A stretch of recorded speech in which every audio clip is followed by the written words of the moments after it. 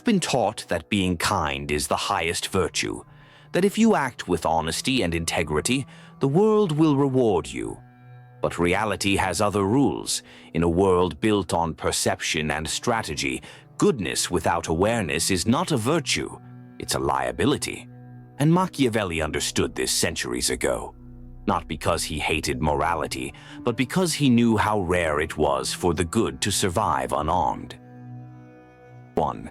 There is a cruel difference between the world we wish existed and the one we actually live in.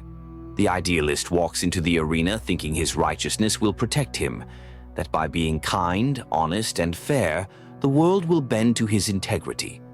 But history tells a different story. Men of honor have been devoured by men of cunning. Saints were martyred, not crowned. The harsh truth? Morality is a beautiful concept, but on its own it is not a survival strategy. How many times have you seen the decent man passed over, the hard worker ignored, the loyal friend taken for granted? And still we cling to the delusion that the world rewards the pure of heart. It doesn't. It rewards those who know how to use perception, timing, and influence to shape reality. Machiavelli never told you to abandon your morals. He told you to stop expecting them to shield you like armor. He understood that the world isn't a chessboard of white pieces versus black, but a foggy battlefield where the clearest weapon is vision. Morality, in isolation, is blind. When you're kind without power, you are a servant to others' agendas. When you're honest without discretion, your truth becomes ammunition for those who envy you. And when you act with virtue but lack vigilance, you are signing your own irrelevance. This is the fallacy of moral idealism, believing that good alone is enough. It isn't, not in this world. If you want to do good, you must first survive. If you want to serve justice, you must not be naive to injustice. Goodness without force is charity in a den of thieves. Moral strength is not passive. It is assertive, calculated, and aware. It protects what is worth preserving, but it also knows when to retreat, when to remain silent, and when to strike. The man who does not prepare for the wolves is not noble. He is a fool dressed as a lamb. The world is not obliged to match your heart's intentions, but it will always respond to the way you move. To lead, you must learn that purity of heart is only valuable when it is paired with clarity of mind. Do not discard your goodness. Refine it into something strategic. Because the world doesn't reward what you mean. It rewards what you master. 2. Machiavelli was not cynical. He was clear-eyed. In his writings, particularly The Prince, he presented human nature not as it should be, but as it is. And what he saw was not comforting. He saw that men are loyal until loyalty becomes inconvenient, that promises are made until power shifts, that love is celebrated until fear becomes necessary. He wrote not for the ideal world, but for the one where survival demanded awareness. You must look in the mirror and see not just yourself, but others as they truly are, unpredictable, self-serving, and often driven by fear or desire more than reason. This is not an attack on humanity. It's a defense against disappointment. People wear masks, and the mask of decency can hide ambition, envy, manipulation. Those who take others at face value surrender their future to illusion. If you fail to see the game being played, you are not just losing, you're the pawn. The core of Machiavellian thinking is not betrayal. It is foresight. When you understand that people will often act in their self-interest, you stop expecting them to act in yours. You begin preparing for the moment loyalty turns to leverage, affection to agenda. Good people often refuse to believe in the darker currents of human behavior. They project their own values onto others. But projection is not perception. It is blindness disguised as empathy. What separates the respected from the disregarded is not virtue, but understanding. Know that even the kindest can betray. Even the closest can turn cold. To acknowledge this is not to be paranoid. It is to be prepared. Trust is a currency. And like any currency, it must be tested before it is invested.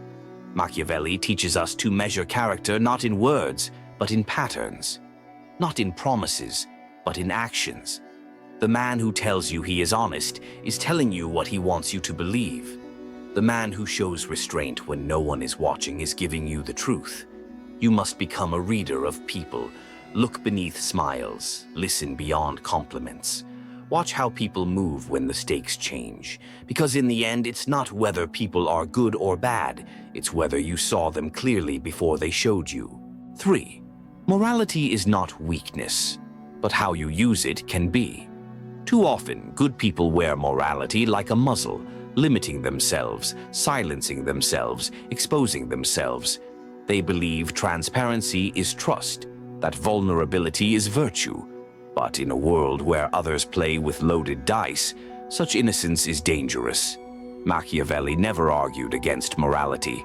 He argued against moral blindness.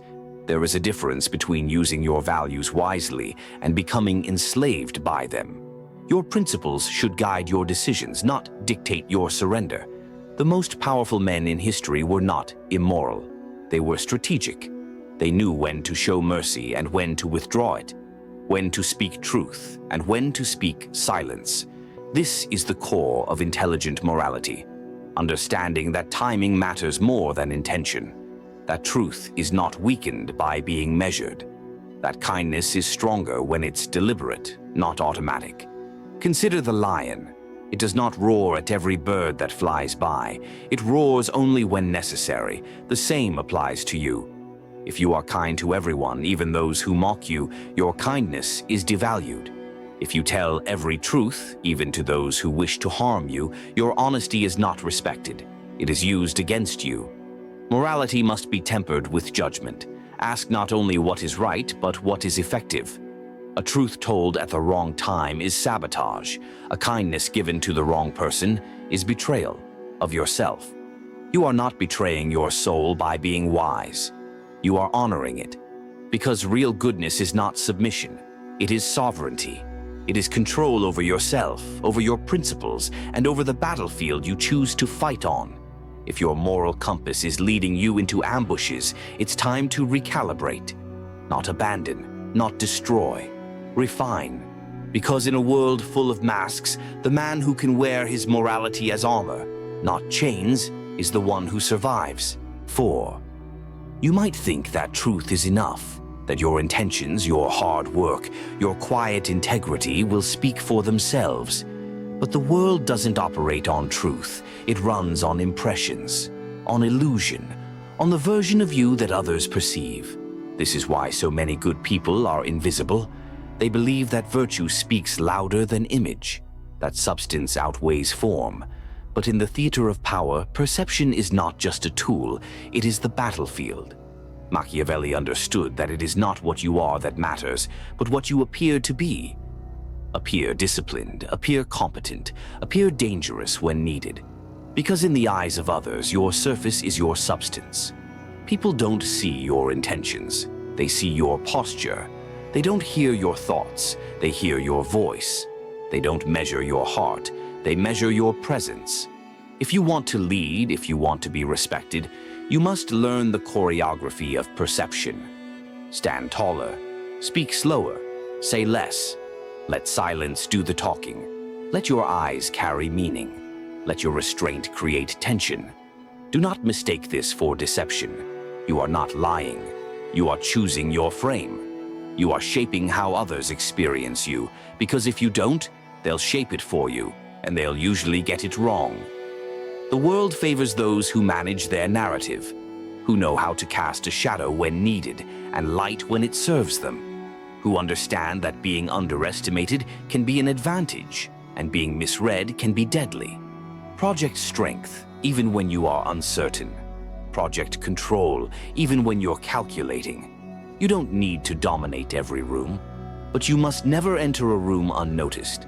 A man who is seen as weak will never be given the chance to show his strength. A man who is seen as cheap will never be invited to prove his worth. Appear valuable, and people will look for value in you. Appear replaceable, and they will not think twice. Machiavelli knew that rulers who seemed invincible were far more secure than those who simply were. Power isn't just what you hold, it's what others believe you hold. This is why image matters. Not as vanity, but as strategy. It's the armor you wear before you enter battle. It's the script others follow when they interact with you. It sets the tone before a word is spoken. If you fail to manage perception, you hand others the power to define you, and they will define you to their advantage, not yours. You don't need to be perfect. You need to be intentional. Every movement, every word, every silence, it's all a message. The question is, who's writing it? You or them? The powerful don't just speak, they stage. They don't just act, they signal. They don't just exist, they are experienced.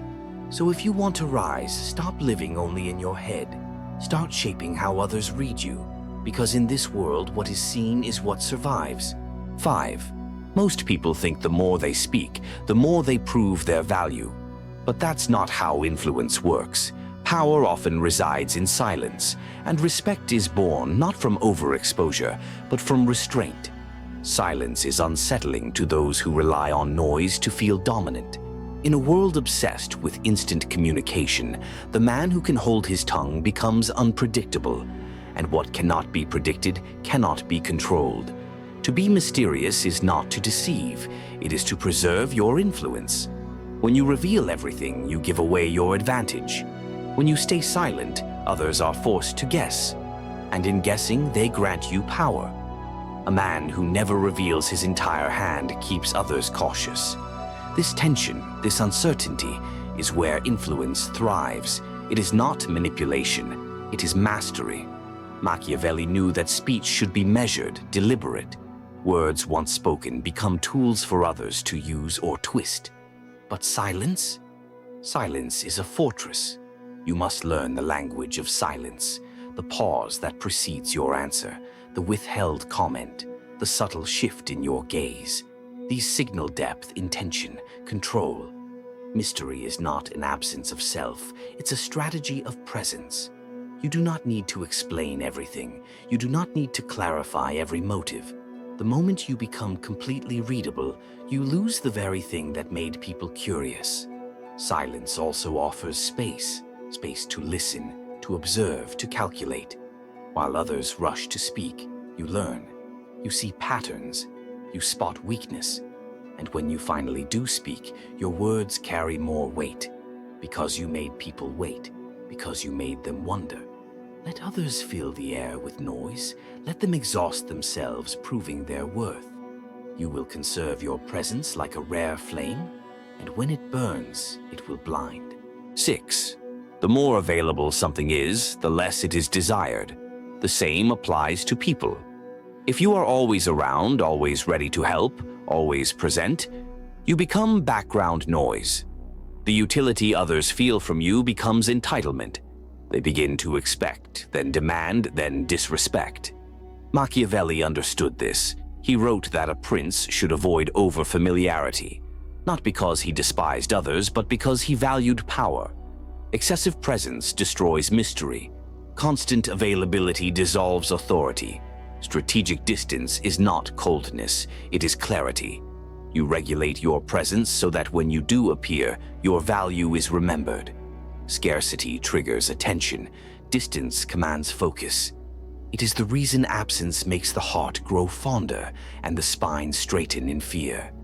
Too many good people believe that being helpful means being ever present, that by always showing up, they'll earn appreciation. But availability is not affection. Presence is not prestige. When you pull back, you signal self-worth. You are not at the mercy of others' needs. You do not exist solely to serve. Your time becomes more valuable because it is no longer abundant. This applies to every domain: friendship, love, leadership, negotiation. Those who master their availability become masters of value. They teach others that attention must be earned. To be always accessible is to make yourself replaceable. To control your presence is to make your absence felt. When you disappear strategically, others remember your presence more clearly. When you are seen less, you are respected more. So learn to withdraw, not in anger, not in silence, but in strength. Let your energy retreat so that your impact can return with greater force. 7. Power does not belong to those who feel the most. It belongs to those who control what they feel and when they show it. Most people lose because they react. They allow others to provoke them, to bait them into emotional chaos, and in doing so, they give away control. Machiavelli warned of this. He knew that the leader who rages loses his authority, that the man who panics invites collapse. You must be a furnace, not a flame. Heat must come from your core, but be contained.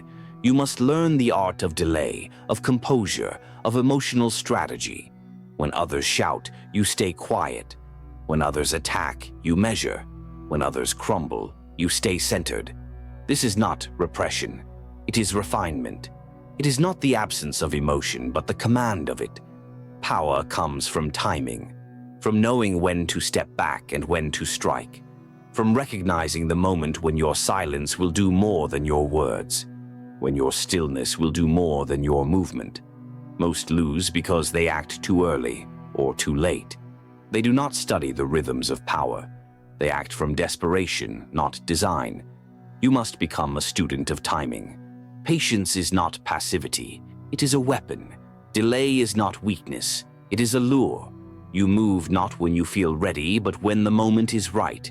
Let others burn fast and fade. You will burn cold and long. That is the fire that changes empires. Kindness without strategy is an invitation to be devoured. Morality without power is a suit of armor made of paper. But when paired with wisdom, awareness, and control, it becomes unbreakable. Machiavelli didn't tell you to be cruel. He told you to be conscious. Now the question is, will you continue living as a pawn, or will you learn to become a player?